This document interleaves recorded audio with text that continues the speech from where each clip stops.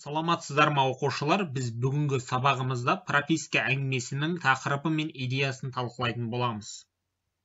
Сабақтың мақсаты әдеби шығармада көтерілген әлеуметтік қоғамдық мәселені идеясы арқылы түсіндіру.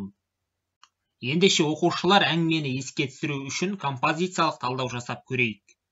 Оқиғаның басталуы, Архаттың жолға шығуы, оқиғаның байланысы, боранның басталуы, оқиғаның дамуы, жаяу кеткен 3 жолаушы, шарықтау шегі, ертістен өте алмаған автобус, шешімі Алтайға кері қайтқан Архат. Прописка әңгімесіне кеңірек талдау жасап көрейік оқушылар. Жанры әңгіме. Мекенжақ, яғни оқиғаның өткен уақыты. Шығармада баяндалатын оқиға 1987 жылдарды қамтиды. Осы сөзіміз салмақты болу үшін шығарманың ішінен дәлел іздеп көрейік.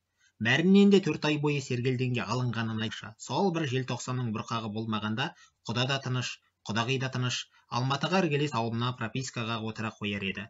Бұл жерде желтоқсанның бұрқағы деген сөзді қара мен екше балдық, оның мәнісі 1986 жылы 16 желтоқсан күні Алматы қаласында қазақ жастарының көтерілісі болған еді. Биыл биік Алтайдың басындағы ұшпа бүркі тұрмақ етегіндегі жел қағып, қар тоқтамайтын тастақ қыраттары да Наурыздың ақ шаһарын жамылып самарқау жатыр. Бұл жерде Наурыз деген сөзді екше балдық. Демек оқиға 1987 жылдың Наурыз айында болып жатыр. Әңгіменің тақырыбы ерлік, туған жерге шексіз махаббат. Идеясы, шығарманың негізгі мұраты, идеялық қуаты желтоқсан оқиғасы үшін қудаланған қазақ жастары өмірінің кейбір тұстарын сипаттау.